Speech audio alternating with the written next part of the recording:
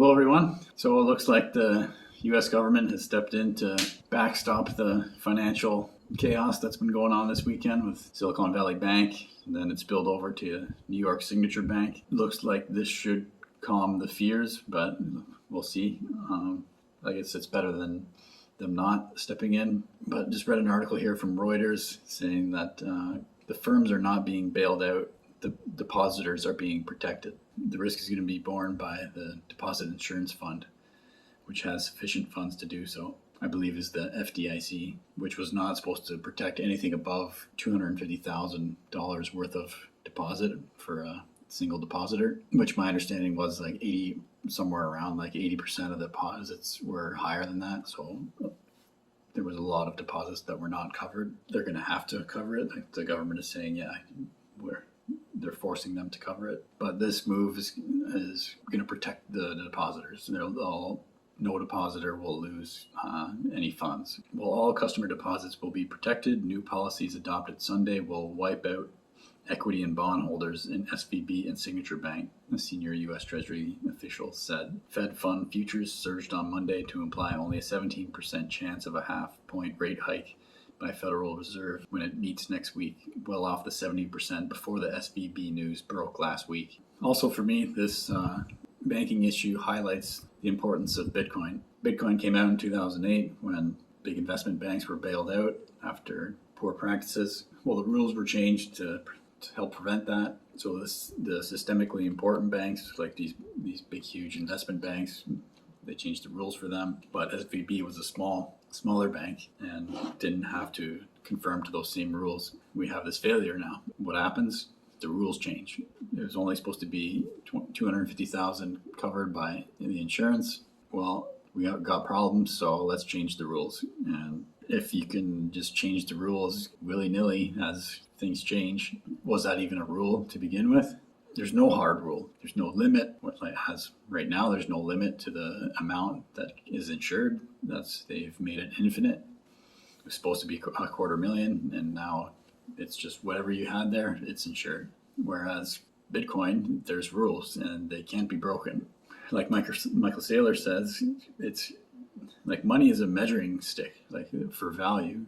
It's a measuring stick for value, and it needs a set rule. For example, if you're measuring something, everyone needs to know what is a meter. It has to be a standard, otherwise it's not going to work. You can't build a house if the meter keeps changing. One day this is a meter, the next day that's a meter. If the rules keep changing for the system of measurement, it's not a good system of measurement. And that's what I think is wrong with our traditional finance system. The rules for measuring value are broken because the rules keep changing. Like how much money is in the system, that keeps changing. And that's what they don't even hide it. That's what they target. We want 2% inflation. There's no stable measuring stick that stays the same. It keeps growing. So it's almost impossible to know exactly what is needed in terms of financing going forward. And the rules keep changing, as we see here. The insured amount was supposed to be $250,000. Well, that doesn't work right now, so let's change it. And it's infinite. And then also the debt ceiling. The U.S. is running into the debt ceiling. Oh, well, I guess we better change that rule because it's not working anymore. So how can you build a sound financial house if you don't have a solid measuring stick? If your dollar keeps changing its value, it's impossible to build something properly. Whereas Bitcoin, the rules are set.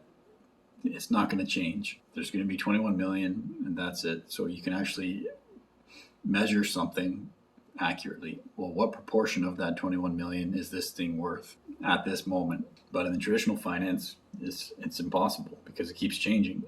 The rules are slippery, and I don't think that's how money should work. And this is another example of it glaring in our face with these bank failures and the response to it. So yeah, this is, I guess, where the question lies for me. What's going to happen with the rates? Because it seems like if the rates go up, most likely Tesla shares will go down. I'm pretty heavily invested in Tesla, so That's more of my concern here. Less likely that they're going to do a half point increase. Maybe they'll do a quarter point increase or not increase at all. The Canadian Central Bank most recently just held their rates. They didn't raise at all. They were flat at their last meeting. So if that happens, I would think that would be good for the tech sector, which includes Tesla. However, in pre-market trading at the moment, Tesla is down. It closed at 173 on Friday and is trading at 169.14 in pre-market hours. Also, there's been some downgrades to Tesla stock. Wolf Research analyst Rod Latch downgraded Tesla shares to hold from buy.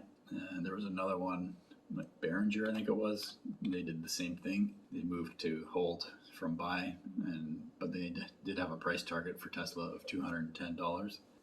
So that could be affecting Tesla shares in the early morning hours. I like watching the All In podcast, and I remember Chamath and the guys saying they're going to keep raising rates until something breaks. Well, looks like we got that thing that broke. I don't think they really cared when the crypto companies, FTX and Three Arrows and whatnot, when they broke. The Fed didn't really care. But now that commercial banks are failing, they're going to take action. And I think this is that point where things are breaking. They might have to change their plan going forward. Basically meaning, I would think, they're not going to raise rates anymore. They might just hold them where they are for a while and see what happens.